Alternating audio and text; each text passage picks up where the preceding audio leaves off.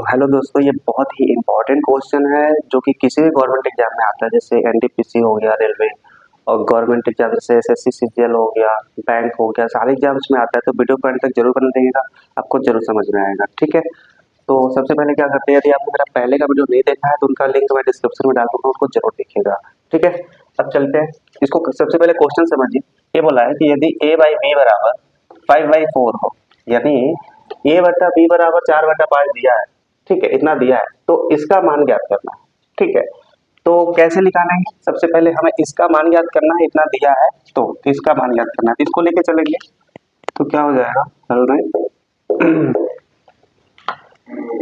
ए square plus B square बटा ए square minus B square. अब इसमें लिखेंगे अंश व हर में बी स्क्वायर से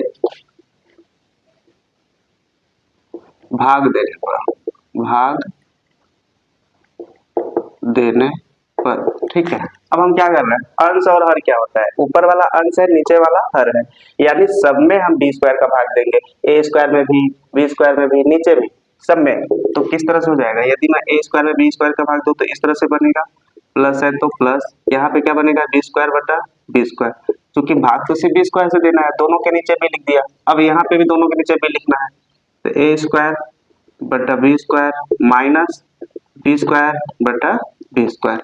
ठीक है, इस तरह से। अब देखो क्या करना है, जो कटेगा उसको काट देंगे, तो ये दोनों कट के कितना हो गया, एक, ये दोनों कट के कितना हो गया, एक। अब लिख देते हैं, तो क्या हो जाएगा, ए स्क्वायर यानी ए स्क्वायर बटा बी स्क्वायर प्लस एक, और नीचे क्या हो गया, ए स्क्वायर बटा बी स्क्वायर माइनस एक। अब इस तरह से कुछ बन गया है। अब क्या करना है, अब थोड़ा सा आगे देखिए, जब ए भी स्क्वायर है, ए भी स्क्वायर है, तो इनको होल स्क्वायर में लिख सकते हैं। ये फार्मूला होता है, जैसे एन स्क्वायर बटा एम स्क्वायर है, तो इसको हम क्या लिख सकते हैं, एन बाई एम का होल स्क्वायर, इस तरह से। ठीक है, इसको भी ऐसे लिखेंगे, दोनों को, इधर को भी और उधर को।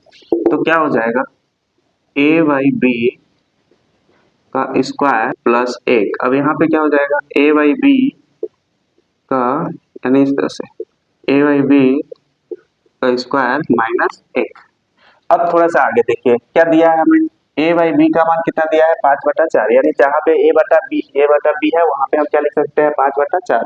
ठीक है, जहां भी a बटा बी लिखा है वहां पे 5/4 लिखेंगे, तो यहाँ पे देखिए a बटा बी लिखा है, यहाँ पे भी 5/4 लिखेंगे, यहाँ पे भी, लेकिन स्क्वायर है तो स्क्वायर भी लिखेंगे। ठीक है, तो क्या हो जाएगा, 5/4 का स्क्वायर प्लस एक, 5/4 का स्क्वायर माइनस एक। कैसे बन गया, ए बटा बी के जगह पे 5/4 लिखना है, क्यों, क्योंकि दिया हुआ है। ठीक है, अब आगे देखते हैं, 5 का स्क्वायर कितना होता है, 25, 5 का स्क्वायर हो गया 25, 4 का स्क्वायर 16 प्लस एक, यहाँ पे भी हो जाएगा 25 प्लस 16 माइनस एक। अब क्या करेंगे, ऊपर वाले को नीचे वाले को सॉल्व करेंगे, तो 16 का गुणा 1 में कर देंगे, यहाँ पे एलसीएम लेंगे तो क्या आएगा, इसमें डायरेक्टली 16 का गुणा 1 में करके 25 में जोड़ देंगे, इसमें 16 का गुणा 1 में करके 25 में से घटा देंगे, तो क्या हो जाएगा, 25 प्लस 16 बटा 16, यहाँ पे क्या हो जाएगा, 25 माइनस 16 बटा 16। ठीक है, यानी 25 का गुणा 1 में करके इसको जोड़ दिया, 25 का गुणा 1 में करके इसको घटा दिया, ये माइनस है प्लस है इसलिए। अब आगे क्या हो जाएगा, 25 में से 16 जुड़ेगा तो कितना हो जाएगा, 41/16, यहाँ पे 25 में 16 घट गया तो 9/16। ठीक है, अब जब इस तरह से हो जाता है तो इसको ऊपर पहले जो लिखा है उसको एक बार हम लिख लेते हैं इस तरह से। तो कैसे लिखते हैं, 41/16 गुणे, यानी ये जो है ना, इसको पूरा लिख लिया, जब गुणा का चिन्ह लगाएंगे तो ये जो 16 है ऊपर में गुणा होगा, यानी अंश में, और ये जो 9 है नीचे में होगा। ठीक है, अब क्या करना है, देखिए 16 से 16 क्या हो गया, कट गया, तो कितना आंसर आया, 41/9, ये हो गया हमारा आंसर।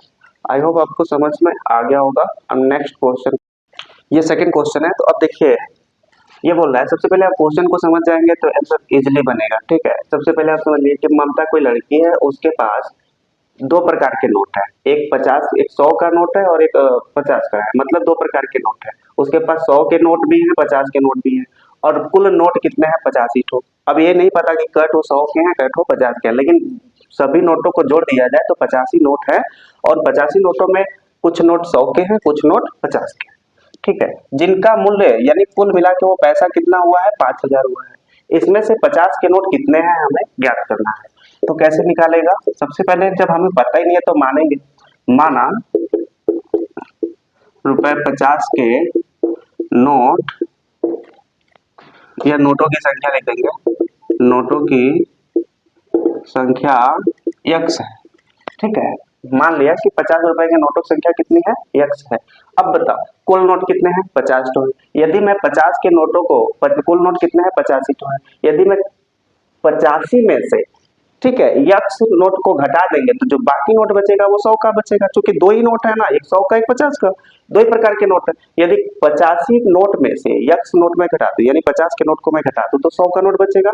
तो 100 का नोट क्या हो जाएगा, तथा रुपए 100 के नोटों की संख्या कितना हो जाएगी, यानी 85 में से x को माइनस कर देंगे, ये हो गई 100 रुपए के नोटों की संख्या।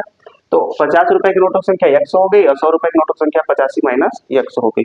अब प्रश्नानुसार चलेंगे, प्रश्नानुसार अब क्या होगा, अब 50 रुपए के नोटों को हम क्या लिखेंगे, 50x, और 100 रुपए के नोटों को लिखेंगे 85 माइनस x बराबर कितना, कुल पैसा है 5000 है, यानी ये 50 रुपए के नोट हो गए, 100 रुपए के नोट हुए, जब दोनों नोटों को जोड़ देंगे तो कितना पैसा मिल रहा है, 5000, ठीक है। अब इसी को सॉल्व करना है, x का मान निकालना है, ठीक है। तो 50x प्लस 100 का गुणा 85 में करेंगे तो कितना हो जाएगा, 85 100 माइनस 100 का गुणा x में किया कितना हो गया, 100x बराबर कितना है, 5000। अब देखो जो x वाले उसको एक साइड रखेंगे और जिसमें x नहीं है उसको उधर साइड, यानी इसमें x नहीं है तो इसको बराबर उधर भेज देंगे और इन दोनों को एक साइड।